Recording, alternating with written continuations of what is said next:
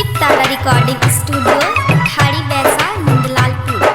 Singing by Babua Roshan. DJ Kanchan Raj Hajipur Vaishali.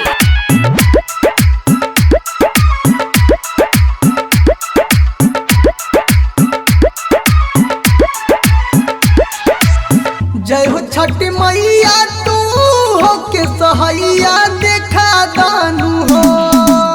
जय हो छठी मैया तू हो के सहैया देखा दानू हो। हमरा भैया के मुखिया बना दानू हो। हमरा भैया के मुखिया बना दानू हो। कर पूजनवा हो माई मोरी मनवा जुरा दानू हो। हमरा भैया के मुखिया बना दानू हो। हमरा भैया के मुखिया बना दानू हो।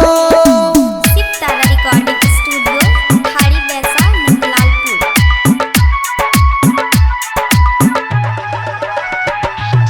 डीजे कंचन राज हाजीपुर वैशाली।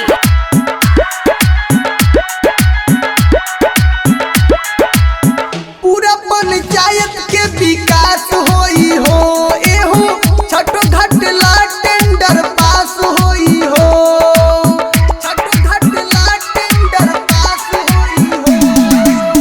पूरा पंचायत के विकास होई हो। एहो छठो घटला टेंडर पास होई हो। पूजा पाठ जलसा भी होई जदि ललसा पूरा दानू हो। पूजा पाठ जलसा भी होई जदि ललसा पूरा दानू हो। हमरा भैया के मुखिया बना दानू हो।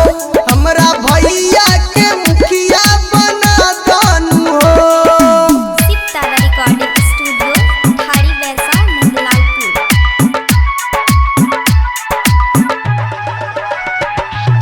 डीजे कंचन राज हाजीपुर वैशाली।